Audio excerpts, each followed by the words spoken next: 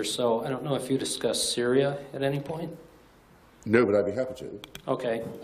They're kind of a question mark to me because I have the impression they're basically a secular government, and I wouldn't see them as a nation to be part of a movement to be espousing a sort of an Islamic type movement around the world, but they're always being accused of harboring insurgents. You know, they're accused of harboring Iraqi insurgents and helping them train and so forth. Yeah. And also this issue with Lebanon, I don't remember hearing anything about this, and all of a sudden, now they have to leave Lebanon immediately. I kind of don't understand what's up with that. Right. Well, just for a start, a word on this Ba'athist secular question, which comes up a lot. There are two things you have to bear in mind if you're going to say that this is a secular policy. The first is that it's explicitly based, and you can look at, you can look up the, as I have, the original writings of the founders and inspirers of the Ba'ath Party. They modeled themselves basically on European fascism. I don't think European fascism was a Christian movement exactly, though it did have the support of the Vatican. I think it's a bit much to call it secular somehow. But it's only in that sense, at any rate, that one can call it secular. It proposes instead the worship of the state, of the party, and of the leader. And it's not against religion in the least. In Iraq, the Saddam Hussein regime, in its closing 15 years, mutated completely into an Islamist regime. It changed all of its rhetoric to jihadism. It began to build, spent a fortune on building mosques, including the largest mosque in the world, the Saddam Hussein Mosque, profanely named, centerpiece, a Quran, miniature Quran written in his own blood. I don't know if it was his own blood. It's blood, all right, though.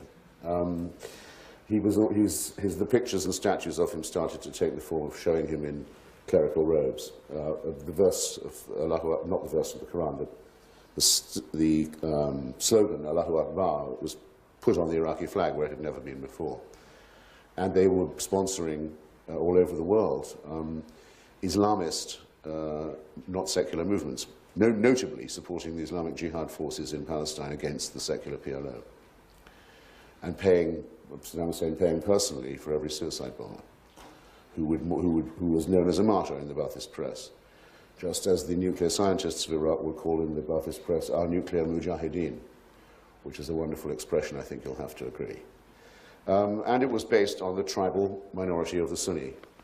Now, obviously, someone who doesn't want majority rule when the majority is Shia Muslim has every reason to pretend to be a secularist and not say, oh, no, I'm not a sectarian. It's not that I want to protect my own Sunni Muslim tribe.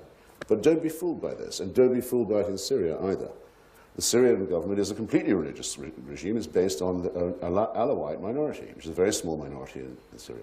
It's a religious clan. It rules. That's not secular.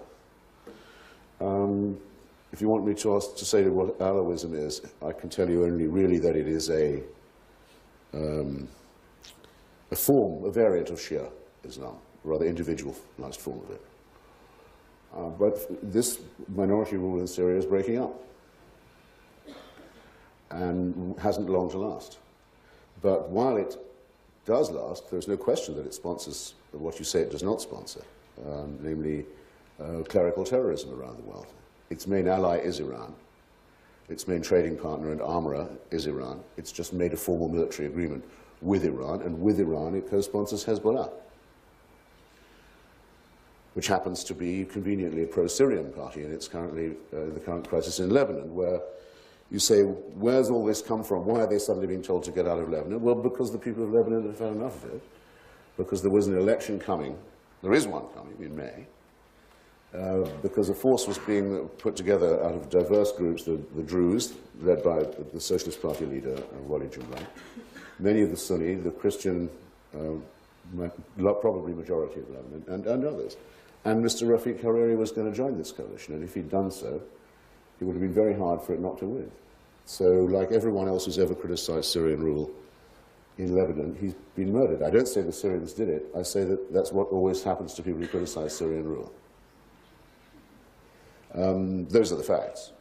That's what happened to the previous head of the Socialist Party, Kemal Jumla. That's, I think, why you'll find that suddenly, all of a sudden, in a way that seems to have upset you, I'm sorry, they're being told their time in Lebanon is up and they should go, as they should.